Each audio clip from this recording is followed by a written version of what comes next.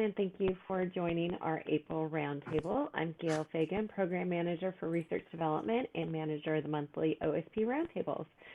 Just before we get started, a couple of housekeeping items, which I think you all know, but just as a reminder, we do record these presentations and we post them on our website and our YouTube channel for public viewing. So we'd like to request that you turn off your calendar and mute yourself. If you have a question during the presentation, just use the chat feature or the raise your hand function. And I have a list of everyone who has sent me the email for RACP credit thus far. If you haven't done so already, please do send me an email as soon as possible by close of business today. And on to today's presentation, we're going to talk about conflict of interest with our presenter, Bridget. And I will go ahead and share my screen. Let's see here.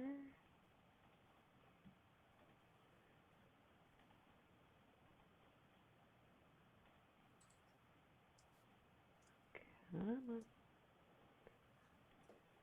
Okay, how's that? Everybody can see that? I can. All right, take it away, Bridget. Okay, so I've been watching everybody like come into this Zoom, and I think I know most of you, but whatever. So my name's Bridget McRae. I'm the COI team lead. I'm also the RC, but that's not super relevant to this presentation. Gal, you're gonna go through the slides, right? All right, so next. Tell me when to go next. Yeah. If my computer will work, let's see. Okay. Okay. So in this presentation, obviously we're talking about conflicts of interest. I'm gonna try to keep it brief, but there's a lot of material. So I'm gonna give an introduction of what COI is, and then go over some case studies, talk about the annual COI reporting cycle, which has started and is currently underway. Touch on the sanctions for noncompliance with the reporting requirement. And then really quickly, just talk about the way the COI function and OSP work together and the impact on proposals and awards. Next.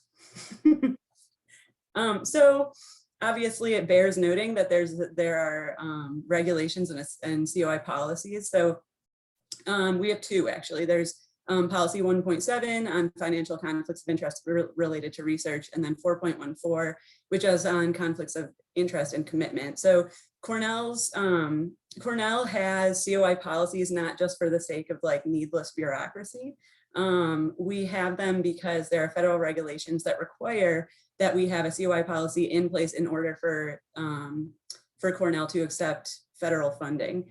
So the sort of like gold standard of COI regulations is the public health services regulations. And our policy is written to be compliant with not only that, but also the NSF's regulations. So we can go on to the next one. Nobody really like wants to listen to regs and policy stuff. So what is a conflict of interest? We find that a lot of people, they hear like the phrase conflict of interest and it sounds negative. You know, it sounds like if you say to somebody, oh, you have a conflict of interest related to your research, that I think a lot of people feel that they're being accused of something or they're being told that they did something wrong, but that's not the case. So a financial conflict of interest is basically just a financial interest that could appear to a reasonable person to compromise or influence your research. So I need to look at my notes. So in that definition, we say that there's not that that a COI is not only a financial interest that does or could compromise your research, but also that could appear to. And the reason that an apparent conflict is serious is because that can degrade the public's trust in Cornell research, which can also damage the reputation of researchers. So whether a conflict of interest is real or just apparent, we manage it the same way. Next slide, please. So I already kind of touched on this, but conflicts of interest are not bad. They're just a set of circumstances, but because they can lead to, again, the real or the perception of bias in the conduct of research, we have to manage them. Okay, next. So how do we manage conflicts? The federal government gives institutions some leeway in determining how they're going to manage any conflicts of interest.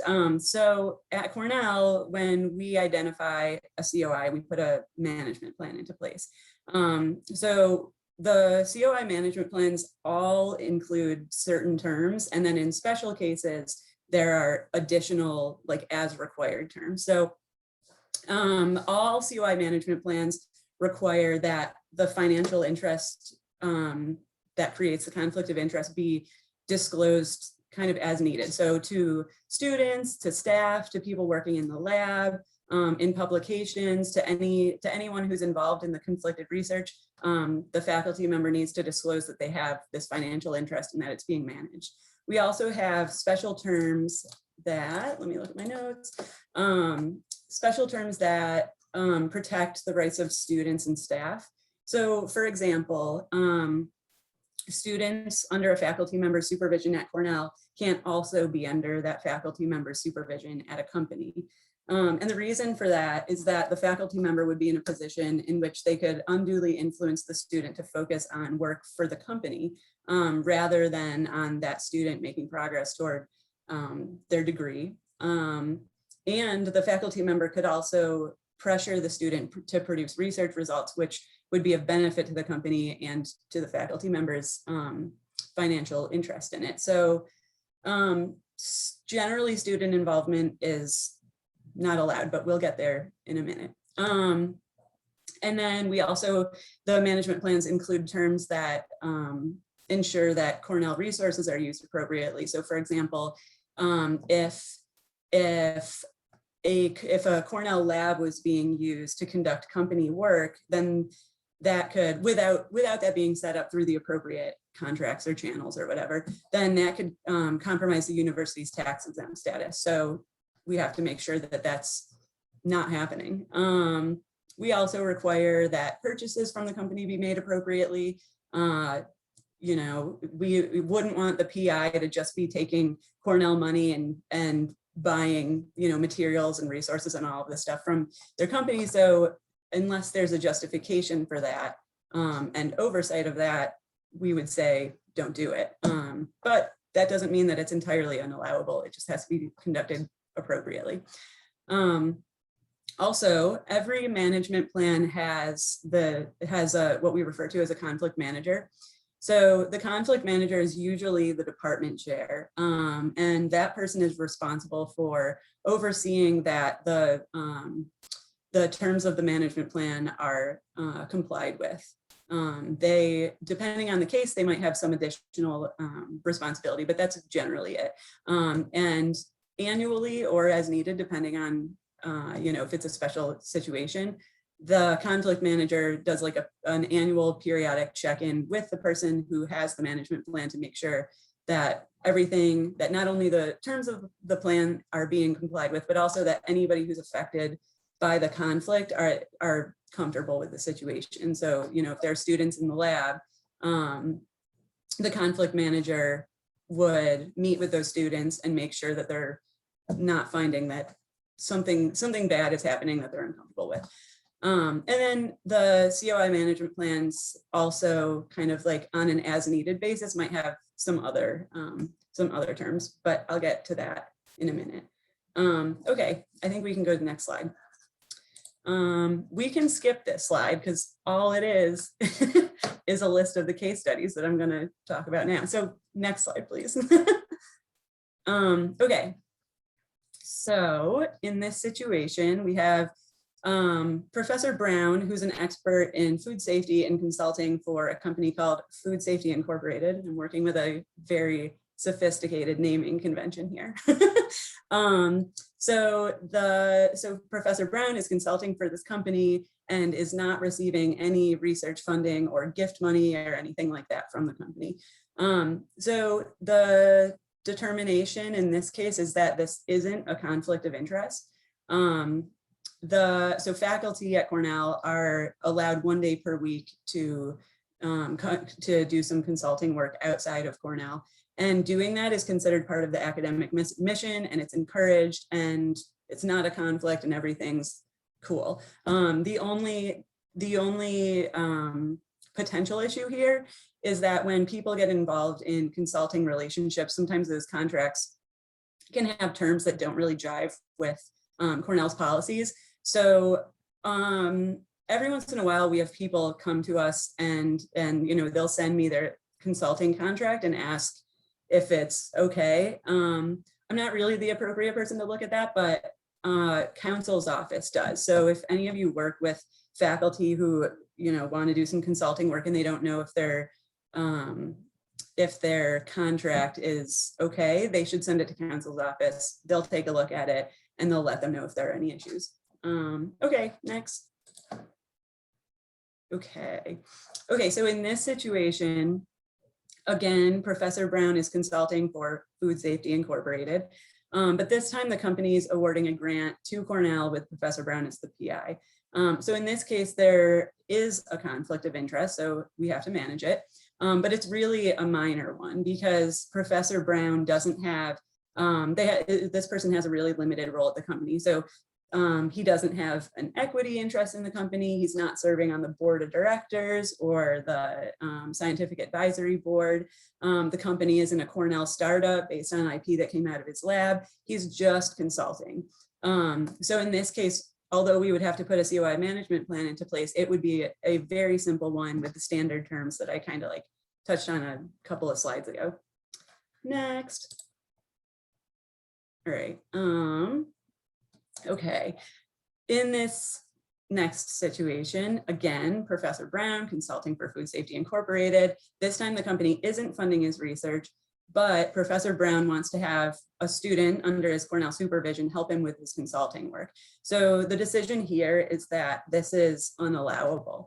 And the reason for that is that faculty can't be making money off of their students, essentially. So if a faculty member is doing some consulting on the side, I lost my train of thought because this comment came in. I will answer that question in just a second. But essentially, student or faculty cannot be profiting off of their students, which would be the case if a faculty member is working outside of Cornell on this consulting work and having a student do some of that work for them. So that's an issue. It would also be an issue if the faculty member were having the student do this consulting work because they would be drawing the student's attention away from their studies, which is not appropriate.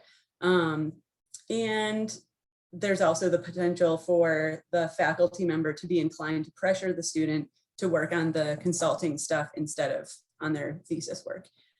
So in this case, this is not allowable, but there are always exceptions to the rule. So in some cases we would allow this. It's rare, but it's possible. It would require the director of graduate studies approve this and also that the student special committee approve this. Okay, we can go on to the next one. Oh wait, I should answer that question, right? Let me see if I can figure out how to get to it. Okay, everyone can see this, right? It says, a question on consulting days. You said Cornell faculty are allowed 1 day per week of consulting. I understand that this university policy applies to tenure track faculty, but does it also apply to research, teaching, and extension faculty? I don't know that the rules are universal necessarily. It does, like you said, it does apply to tenure track faculty. I know it doesn't apply to research associates or research scientists, but I think it does apply to senior research associates or senior research scientists. So I don't think that there's a universal rule necessarily. I don't know if that's a decision that's made at the college level or at the university level, but I know that not everyone has that 1 day per week allowance. So I think that's the best that I can do in answering that question. Okay, let's see. Okay, so case number 2, I need to move this camera stuff out of the way.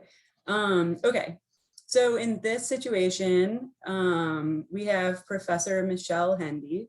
She invented a software that's related to the mining of cryptocurrencies.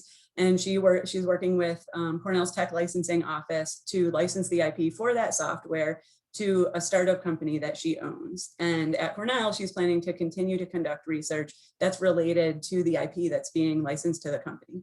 So again, in this situation, there is a conflict of interest. However, because Michelle is going through the tech licensing office, there's IP separation between the work that's going on at Cornell and the work that's going on at the company. And also in this situation, there's no Cornell personnel engaged in work at the company, and the company isn't funding any research in the lab. So in this situation, the conflict's actually fairly minor, and we would put a standard management plan with those kind of standard template terms into place. Okay, we can go to the next one. Okay, so in this next situation, again, Professor Hendy, it's basically the same situation, but in this case, Professor Hendy and her postdoc at Cornell invented the software that's related to the mining of cryptocurrency. And together they licensed that software to a startup company that they both own and operate. So in this situation, there is a conflict of interest again, but because of the postdoc's involvement, there are some special terms that apply. So we don't really need to go into the details of the special terms, even though I have them on this slide. But this is an example of a time when the COI issue isn't a template issue that we just say, okay, standard terms, go ahead, sign this management plan. We have to make some adjustments to the plan to make sure that that it's appropriate. So in this case, I'll cover the special terms anyway. In this case, we would require that the postdoc reduce his or her Cornell appointment by at least 10%. To account for the time that they spend at the company. And the reason for that is that at least, I don't know if this is always the case, but at least most of the time, postdocs are supported at, I think, 100% through sponsors. So it's unrealistic for a postdoc to promise 100% commitment to a sponsor, but also be working on, getting a company started. So the idea with this term is that we reduce the we're accounting for any conflict of commitment issues that would come up as a result of the postdoc's efforts at this company. And we would also require that this dual relationship where the postdoc is at both the company and under Professor Hendy's Cornell supervision for no longer than a year. And after a year, either the postdoc would have to leave the company, the faculty member would have to leave the company, or the postdoc could stay at both the company and Cornell, but would have to be under a different faculty member's supervision at Cornell. Okay, we can go on to the next one. Okay, in this situation, we have Professor Ted Fox. He invented a genetic testing kit for dogs, and Cornell licensed the IP for that technology to Professor Fox's startup company. But the company doesn't have lab space yet because it's in its infancy. So it doesn't have a place to carry out some of its work. And as a result, it provides a sponsored award to Cornell with Ted as a PI. So in this case, there's a significant COI issue and it has to be managed pretty rigorously. This is another example of a case where we'd add some special terms in. So one kind of template special term that we use all the time in these cases is that a co-PI has to be appointed to the conflicted award. And the co-PI has the same, they're basically there so that they can oversee that the research is being conducted objectively. We also would require that the conflict manager oversee budget and expenses spent on this award to make sure those are appropriate. And students involved in this research can only be involved if they have the permission of their director of graduate studies and their special committee. And we also would require that there be milestones that are set up and monitored to ensure that the students working on this grant or on this award are making progress as appropriate to toward their degree. Okay, next. Okay, so the annual conflict of interest reporting cycle. I feel like probably everybody on this Zoom knows about that and loves it. So the annual COI cycle started on April 6th, and it's gonna end May 10th at 10 a.m. So that deadline, May 10th at 10 a.m. is a really hard deadline. At 10:01, literally at 10:01, we go into the ECOI reporting system, and we export the list of people who have missed the deadline, and there are sanctions for non-compliance that apply to those people. So, so we urge people to pay attention to our emails asking them to report. So anyone who is required to complete a COI report will receive weekly reminder emails from me. And those emails only stop when the person has completed their report. So I think that an important note is that in sending these emails to people telling them like, hey, congratulations, you have to do a COI report, we only target people who actually have to do a COI report. So we're not just like sending emails out willy-nilly to people saying that they need to do these reports. We're only sending them, we're targeting only people who actually are required to do this. And so if somebody gets an email from us, they can be sure that they do in fact meet our reporting requirements. And they should also know that if a lot of the times people think that they've already completed their report, but they keep getting these reminder emails from us, usually what's happening there is that the person may have filled out the information in the report, but they haven't actually submitted it. So they haven't complied with the reporting requirement until they submit their report. So if any of you work with faculty and they're like, I already did this, you know what, they are not done. They probably just have to like press the submit button at the end. Anyway, so we urge people to pay attention to the emails that we send them.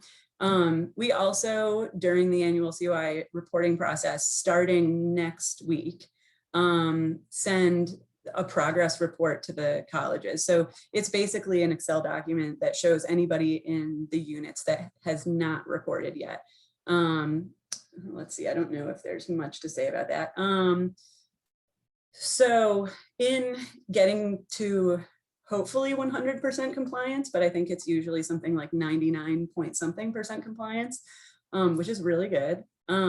We rely to a certain extent on the intervention of the colleges. So, you know, we're sending out these emails to people who have to report, and we're at the end of the cycle, we send like targeted emails, you know, like I'll personally write an email to a person and be like, you are on a PHS award and you can't have that award if you don't do this, you know, or something like that, whatever the situation is.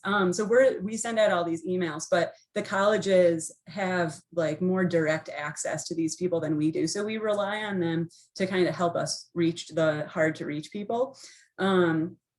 And the information that we send to them isn't confidential. So we welcome the colleges to sort of trickle that information down however they see fit. So they can send it to their departments and ask department admins to reach out to people, or whatever process works for them. Yeah, so, and then this year there's a slight change in the COI reporting process, which is that there's a question that we've sort of expanded the information that we're gathering in this one question. And basically it's a question that asks about any engagement. I'll talk about it more in a minute, but any engagement outside of Cornell. And depending on what people report in that question, they may or may not be contacted by us after the COI reporting deadline to complete a supplemental survey to provide more information. So I don't know, I guess I'll touch on that more in a minute, but sanctions for non-compliance with the COI reporting deadline, which I'll also touch on more in a minute, those also apply to this supplemental survey. So if somebody misses the COI reporting deadline, then sanctions apply to them. And if somebody is required to complete this supplemental survey and they miss that deadline, which we haven't set that deadline yet, then sanctions also apply to them. So I think we can go to the next slide. Yeah, cool. Okay, so, oh, actually I saw 2 questions come in. So let me pause really quick and read those. Okay, one question, should department level admins reach out to their colleges to see if any of their faculty are delayed? I kind of touched on this, I think. I would say yes. In my emails to the colleges, I tell them that they are welcome to share, to trickle the information we're sharing with them, you know, down to the departments. But I don't know if they do that. I'm sure some colleges do, some colleges don't. But yes, it would be super helpful if department level admins reached out to their colleges to get that information. So yes, please do that. And then the next question, some people are still getting notifications from RASC for several days. This is a good question. For several days after completing their COI. This is quite annoying to them. Is there a way to get the COI system to talk to the RASC system so this doesn't continue to happen? I can help with that if you'd like, Bridget. Oh, Chris, you're here. Great. Go ahead. Thank you.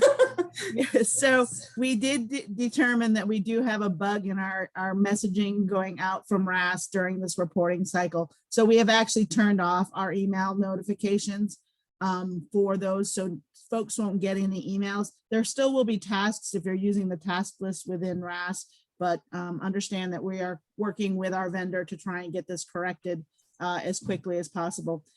If there are folks that do still need to report because they have not in the previous year reported, because we're using 2020 results of reporting, the OSP staff will reach out to you for getting those folks to report.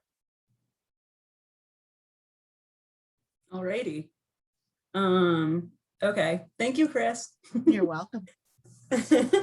Okay, so who is required to report? First, the anybody who is named as PI, co-PI, or key personnel on a sponsored proposal or award has to report. Anyone. And that includes students. Sometimes that's a point of confusion. I think people think, well, this is a student, they don't need to report. Generally, they don't need to report, but they do need to report if they're named on a proposal or award as PI, co-PI, or more likely key personnel. Beyond that, anyone who has an academic appointment but doesn't fall into that proposal or award group, anyone within an academic appointment has to report, except unpaid visitors and adjuncts, and courtesy appointees and emeritus faculty. So those visitors, adjuncts, and courtesy, in the probably somewhat unlikely event that they're named as PI, co-PI, or key personnel on a proposal or award, they do have to report. But if they're not, if the visitors and adjuncts are not on a proposal or award and they're not paid, then they don't have to report. And if the courtesy appointees or emeritus are not on a proposal or award, then they don't have to report. I hope that makes sense. And then beyond that, there's a limited set of administrative staff who have to complete the COI report, which includes basically people from my office, Araya, tech licensing officers in CTL, and most of the OSP staff. But you guys all have probably already completed your report. I have not. Okay, we can go on to the next slide, I think. Okay.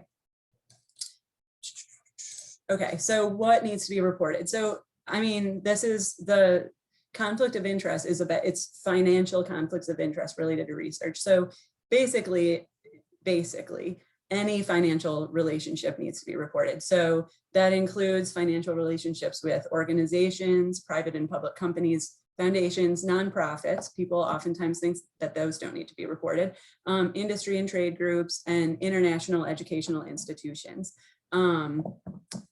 So the COI report asks about consulting relationships, those need to be reported, speaking engagements and lectures, service on management and advisory boards, any employment, including in a company that the person owns themselves, IP agreements where the person's getting, they're receiving royalties, and any equity interest in either private or public companies. So it's pretty broad, for the most part, if you have a financial interest, you need to report it. Unless you're reporting Cornell, which oddly enough is something that a lot of people report. Like, I know you work for Cornell, you don't have to report that. US, federal, state, and local government agencies, people don't have to report financial relationships with those.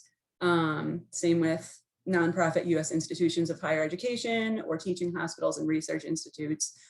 People also don't have to report relationships that don't overlap with their Cornell appointment. So let's say somebody started at Cornell 2 weeks ago, but in the COI report, we say, oh, in the last year, have you had any of these financial relationships? If they did, but they weren't working at Cornell at the same time that they had whatever other financial relationship, they don't need to report that to us. And of course, people don't need to report volunteer or unpaid work, and they don't have to report any awards that are executed through OSP. Okay, next. Okay, so this year, I kind of touched on this a little bit. I don't know if Sarah's here, but I'm not the expert in this particular field. I am here. Oh, hi, Sarah. Awesome. So, so if any of you guys have questions about this, you can either direct them to Sarah or to me, and I'll hand you off on Sarah. But the reason that I'm including this in this presentation is because the COI system is being used to gather this information. And now I feel put on the spot because I'm like I'm like speaking for something that you're the expert on. No, not at all. I mean, yeah, the slide, I guess I'll just says it all. We added some new questions to cover the foreign influence concerns that are coming up lately from a lot of different government agencies, and also to kind of get a brief overview of any activities that might be subject to export controls or sanctions that we need to take a look at. So that's really the purpose of these new questions. Yeah, cool. Thank you.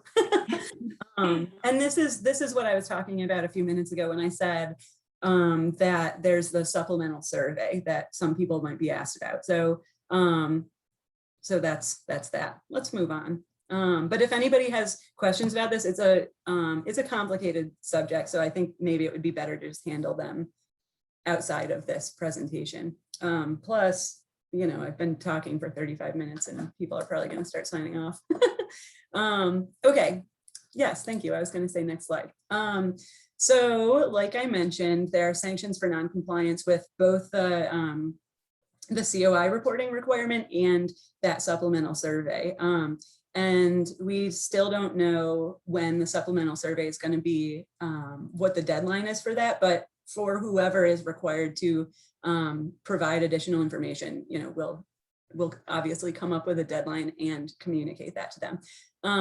But like I said, the sanctions, the deadline for, at least for the COI reporting cycle, it's like a very firm deadline. It's Monday, May 10th at 10 a.m. So at that moment in time, anyone who hasn't completed a COI report will be subject to sanctions, which include, basically this list. Proposals can't be submitted under their name. awards on which they're named can't be accepted. They're not eligible to enter into tech transfer agreements for any existing awards where a non-compliant person is the PI. An alternative PI has to be identified. And the sponsor, I think, has to approve that person being, the new PI. Any salary or stipend that's being charged to a sponsored award is frozen. For PHS funded investigators, we have to notify the sponsor that the person's not compliant with the COI reporting requirements, and visitor, adjunct, and courtesy appointments are terminated. So one thing to note is that these sanctions apply until and unless the person completes their COI report. So like if a person misses a COI deadline and an award comes in for them, we would say we can't accept this award until this person complies with the requirement. And then when they complete their COI report, at that moment in time, all of a sudden they're very easy to get in touch with. And when they complete the COI report, then the award can be accepted, but they have to complete it before that can happen. Yeah, that covers it, the sanctions. So I guess we can go, yeah, thanks, Gail. So during the COI reporting cycle, we work with, my office works with sponsored programs pretty closely. I don't know why I have the COI reporting cycle dates on this slide yet again, like that's like the 10th time in this presentation. But so during the COI reporting cycle, proposals can be submitted and awards can be accepted based on last year's COI reporting data. Because, at that point in time, nobody's non-compliant. So if someone wants to send out a proposal and they haven't had the chance to do their COI report yet, that's fine. They haven't not complied. But after May 10th, OSP will only submit proposals if all the key personnel named on that proposal have completed the current year, the 2021 COI report. And they also will only distribute award money if management plans, if necessary, have been put into place for any key personnel on that project. So I think that basically covers it. And that's it. I think there was a question. Oh, this is a statement, so I don't know if I have to read it, but thank you, Jamie. All right, that's it for me. This last slide, if you go to the last slide, oh, you are on the last slide. If anybody has questions, contact us or go to our website. It has lots of information. But that's it. I guess now we have 20 minutes or so if anybody has questions. Or not, people are feeling shy.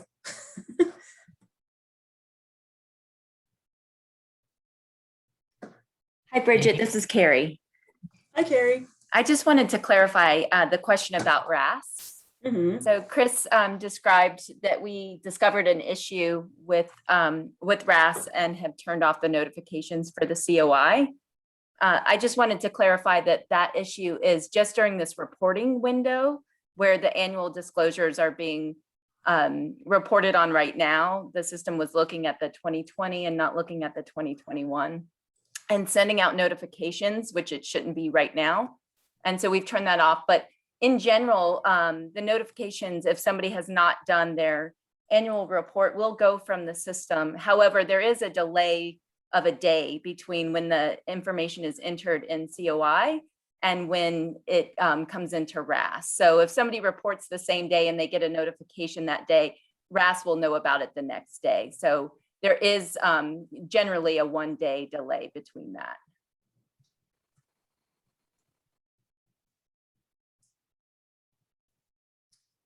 Thank you, Carrie. Does anyone else have any questions? Was my presentation just so thorough that there are none?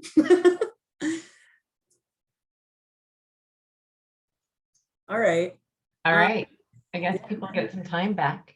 Awesome. Okay, well, if anybody comes up with questions after the fact, you know how to get in touch with me. It's right there on the screen. All right. Thanks, Bridget. And next month's roundtable is going to be about NIH and their recent requirement